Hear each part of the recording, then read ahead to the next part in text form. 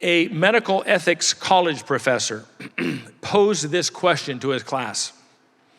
He said, "Class, how would you advise the following patient concerning pregnancy and the possibility of abortion?"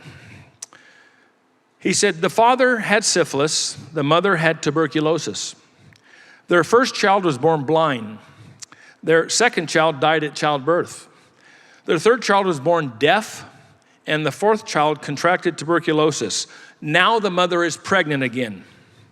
What would you counsel?" Well, 70% of this class said, "Well, obviously abort the child. Abort the child."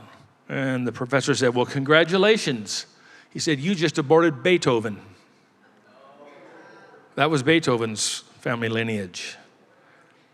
See, justice is doing the right thing, the good thing, regardless of any possible ramifications.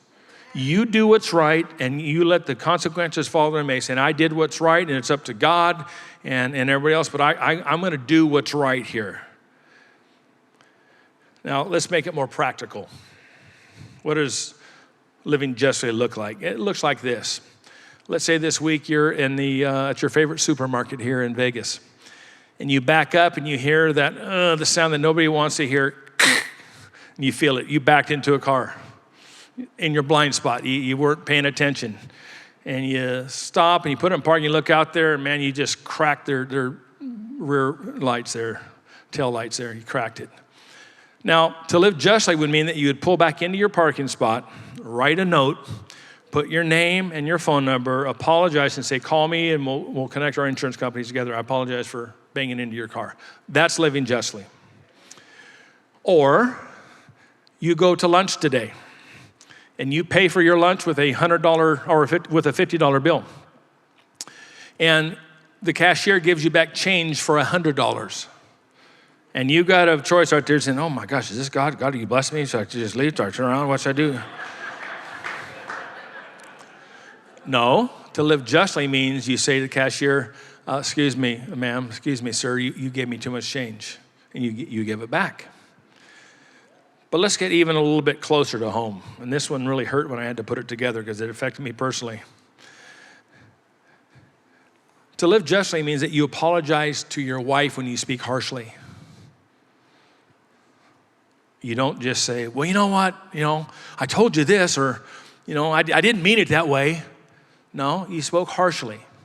See, not only are our words can be wrong sometimes the tone is wrong too. You can have the right words and the wrong tone. You gotta have your words and your tone both be right. So instead of making excuses, you say, "You know what, hon, I apologize. Yep, sorry, you don't deserve to be talked to like that. I'm sorry, that's wrong." See, it's one thing to know the right thing to do. It's another to actually do it. You can know everything about a subject, but if you don't partake of it, it does no good. For instance, let's say today, let's go back to that restaurant illustration. You're in the restaurant today, and you're looking at the menu, and man, you're looking at it thing, and it's not a real big menu, but you're memorizing it. You see the beef selections, you see the chicken selections, you see the salads, the soups, and all. I mean, you got to memorize. You know everything on there. And you put that menu down and say, "Boy, that was good. That was tasty. Sir, can we get our bill, please?" And you leave. Why? Because you're done. I mean, you memorized it. You looked at it. You're satisfied. Well, no. None of us says, "I'm not satisfied." That just created the appetite. I need to partake of the meal now. I've got to indulge in the meal.